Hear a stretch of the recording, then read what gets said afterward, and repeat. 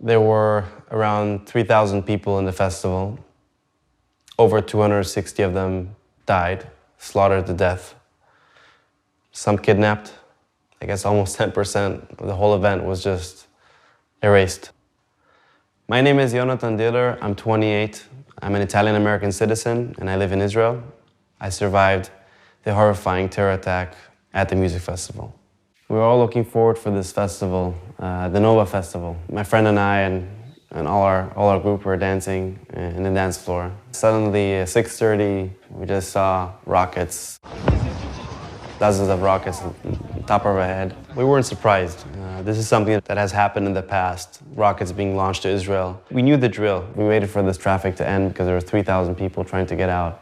So we took the other way, the south road. Suddenly, I see this woman doing this U-turn. First thing we see is her hitting the car in front of us. Her door was opening, and there's full of blood on the floor. And you just see her knee that was shot, that was bleeding. We tried to find something to block her wound, block all the blood that was coming out. Try to close it with our shirts, bring her water. They were shooting around us, and we just heard dozens of gunshots.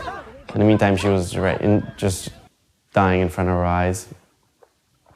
And we left our car there, we left everything there. Dozens of people were around this woman already, so we just thought that, more people are just gonna get hurt if we keep staying here. We went to the river east from our location. We were hiding and just waiting for things to end. But slowly, we're hearing more gunfire, and heavy gunfire, and bullets on top of our head. And I was screaming, everyone just lay down and put your head down, and just keep moving forward, keep moving east, away from the compound, away from the event. We just kept walking, and unfortunately there were people that stayed there. These people were, I guess, just not lucky. So we were walking for hours and hours. It was so hot outside. Of course, after a long night of not sleeping, we're all exhausted. We didn't have any water, no food. While we were walking, there were dozens of missiles on top of our head.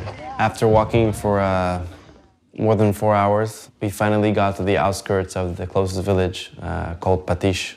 We saw people waiting for us with cars, calling us in Hebrew and just waving. We were all just running to them, not knowing where we're going, but we know we're going to somewhere safe. The whole village, they volunteered picking us up with their cars, and they brought us to the community center of the village. There were hundreds of people from the event, people crying they can't find their friends, they didn't hear anything from them. After speaking with the other survivors, we understood that they were really lucky because the ones that left first are the ones that interacted with the terrorists from one side, from the north side, and the people that were leaving last, like me and my friend, we were the ones that interacted terrorists from the south part. But if we didn't see that gunshot of the injured woman at the beginning, we didn't think that this would be such a big and horrifying event.